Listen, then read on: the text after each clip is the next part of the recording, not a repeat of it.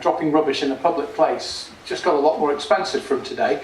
Councils in England can increase their fines for littering and for graffiti up to £150, and there are also tougher powers for tackling litter thrown from cars. But are bigger fines the key to cleaner streets? In a moment we'll speak to Peter Silverman from Clean Highways, but first let's find out what some of you made of the new penalties.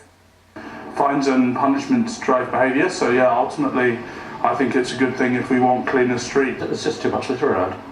It's a mess. It would be far better if people were actually penalised for just discarding things without any reason.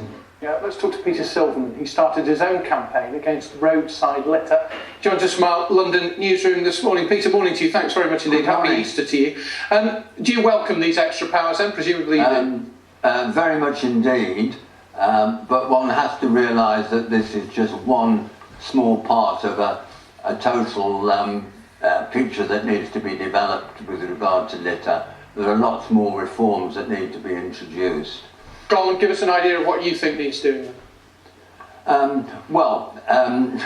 If we look at conventional litter fines, i.e. pedestrians dropping litter in the street rather than litter coming from cars, on average, councils only issue 10 fines per week per council. That figure needs to go up to 100, 200 a week. I guess part of the problem there is that councils, sorry to interrupt you, I guess part of the problem there is that councils just don't have, in these times of austerity, they probably will say that they don't have enough money to employ the people to enforce them. Well, that's a very interesting point.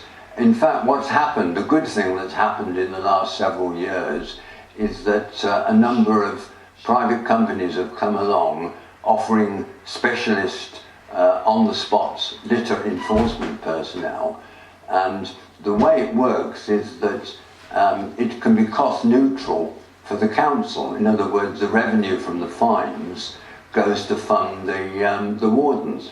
I suppose many people, I can totally see why you would think that's a good idea. Right. However, people with experience of private car park enforcement firms might be horrified at the thought that someone's going to try and accost you in the street and charge you £150.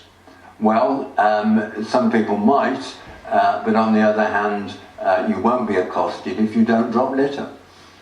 That's a fair point. In terms of the broader picture, you're obviously specifically interested in littering from cars.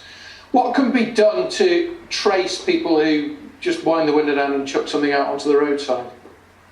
The fear of being fined, of course, and that's why this new measure is a very positive one. Quite hard to prove that, though. I mean, you need to bring in dash cam footage and all sorts of things, presumably. No, I think it would be simply a question of a reliable person, a litter warden or whatever, taking down the number of the car.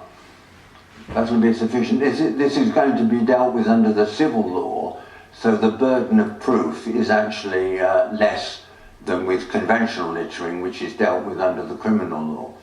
Looking at some pictures at the moment taken from the side of a car driving along, and some of the litter that you see strewn down the sides of roadsides, how does it make you feel? Absolutely disgusted. Absolutely. I mean, this country is a total disgrace. I drove up through France last year. The motorways, the main roads were spotless. You come over into Dover, you drive up the motorway, you come off at the first junction as we did. It was an absolute tip. Peter Silverman, thanks very much indeed for taking the time to talk to us. Peter Silverman from Clean Highways.